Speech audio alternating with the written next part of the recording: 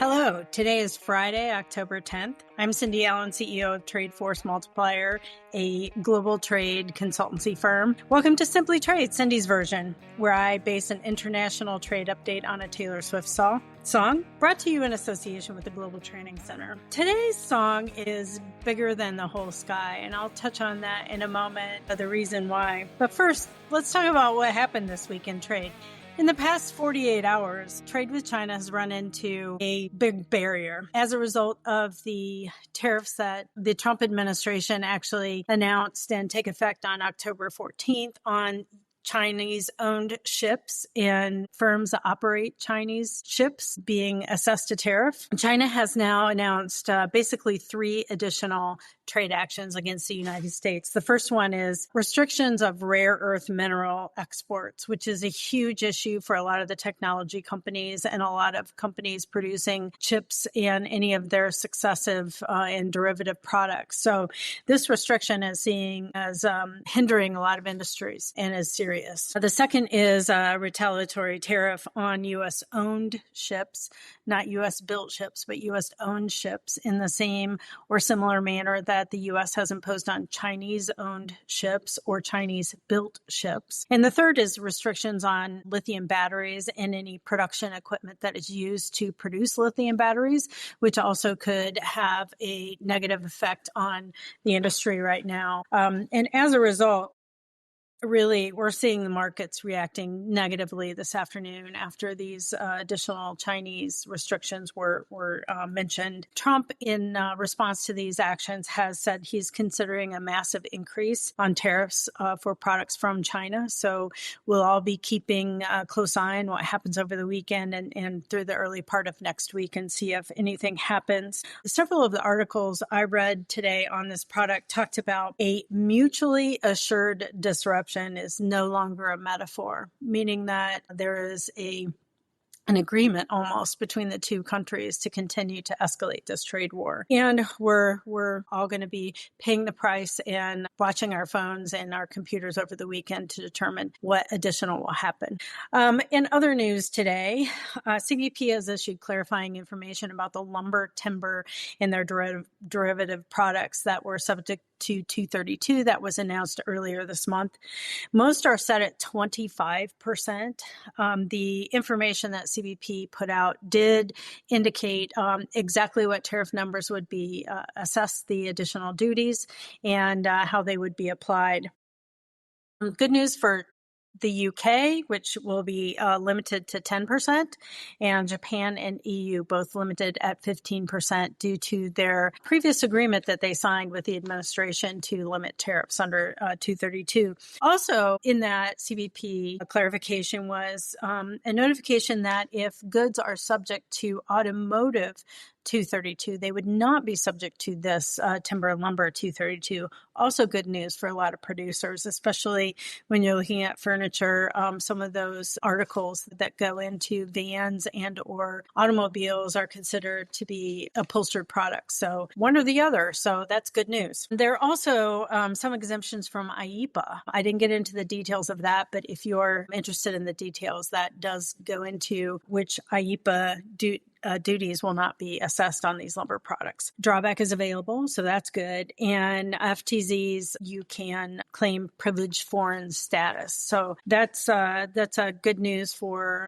a lot of the producers in the UK, Japan, and the EU that they will be limited to that 10 and 15%. So now on to today's subject, Bigger Than the Whole Sky. I'm going to read to you some of the lyrics of this song because I think they're very appropriate today. We learned earlier this week that Ann Lister, who was one of the original founders of the International Compliance Professionals Association, ICPA, passed away on Monday, very unexpectedly, and just a few weeks before their fall conference, which happens at the end of the month. And the lyrics of this song is, "No words appear before me in the aftermath.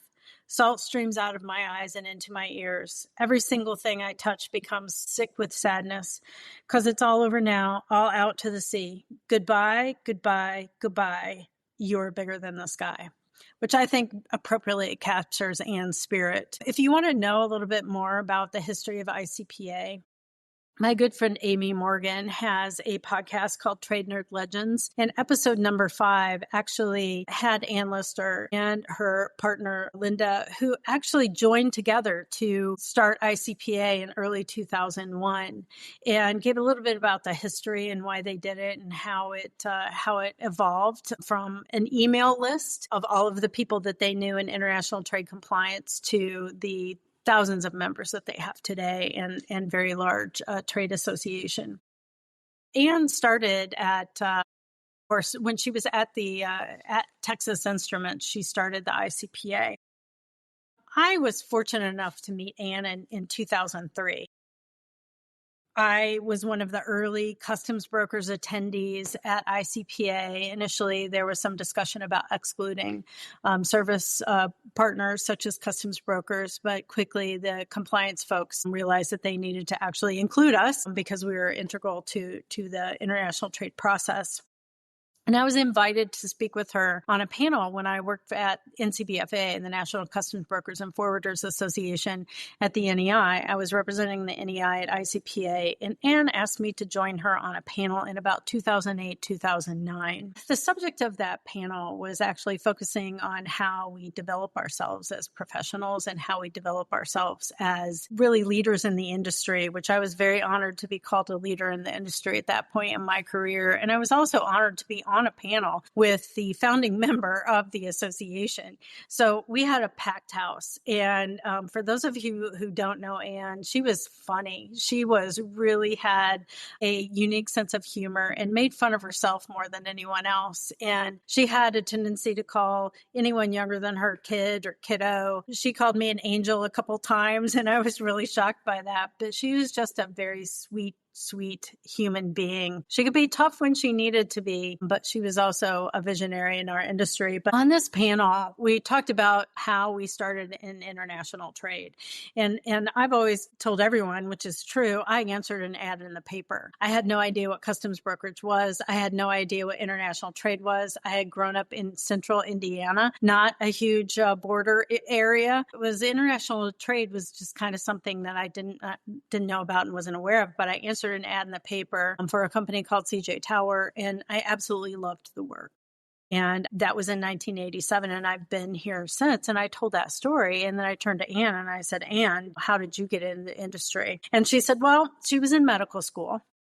Her husband had died in a plane accident, which was sad in and of itself. But she said that she had a medical issue. She had an early medical issue. And once she recovered from that medical issue, which affected how she thought and affected her, her brain, essentially, she found that she could no longer memorize things that was very critical for being successful in medical school. And so she was really disappointed that she could not continue to go to medical school because she just couldn't retain the information in the way that she had in the past that would make her a successful physician. And here she is, a single mother. Her husband had passed away. She was couldn't go to medical school any longer. And she was looking for how to support her daughter and how to move forward with a career. She was really active in her church in Texas. And she said that, she was left with half a brain after her medical issue, and everyone kind of laughed. And she said, no, seriously, I don't have functioning in parts of my brain. And very sobering when you think about that. And also when you think about the success she had in industry after that. But she said, she was left with half a brain. So she was looking for something that was simple. And someone who went to church with her said, hey, I work for a freight forwarder. We're looking for somebody who can come arrange freight for us. So she went to work, and I believe it was DHL, Global Forwarding, who she went to work for. And she liked the work and was good at it. And the memory that she did retain was applicable to our industry. But her parting joke on that panel, I will always remember this. And she said that what she learned was that anyone with half a brain, literally anyone with half a brain, could do air freight. And I just thought, wow, what a story. What a story. And I will always remember that. I want to close today and say Godspeed, Anne. Really, you were bigger than the whole sky. Thank you.